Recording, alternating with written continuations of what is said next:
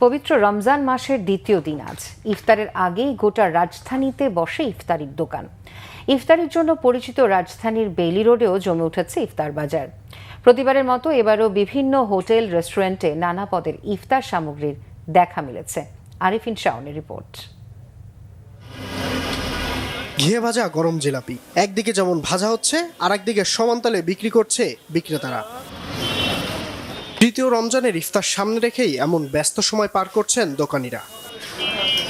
রাজধানীর বেইলি রোডে বিভিন্ন হোটেল রেস্টুরেন্ট সাজানো হয়েছে হরেক রকমের ইফতার সামগ্রী দিয়ে।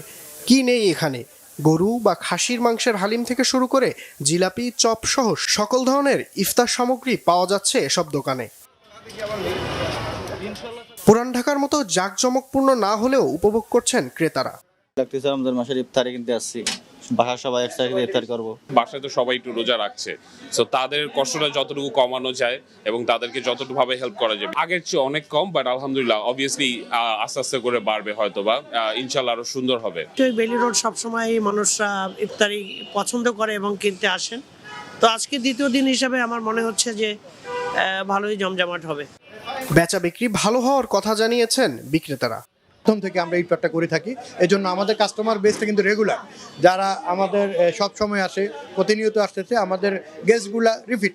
আমাদের আছে হলো মাটন হালিম আর হলো শাহী জিলাপি, মোটামুটি ভালো। রমজানে আলহামদুলিল্লাহ আমাদের বেচা বিক্রি ভালো। আমাদের রেশমি জিলাপি ফেমাস বেইলি রোডের। সময় বাড়ার সাথে সাথে ইফতার বাজার আরো জমজমাট হবে বলে আশাবাদী ক্রেতা বিক্রেতারা। আরিফিন শাওন, বাংলা ভিশন, ঢাকা।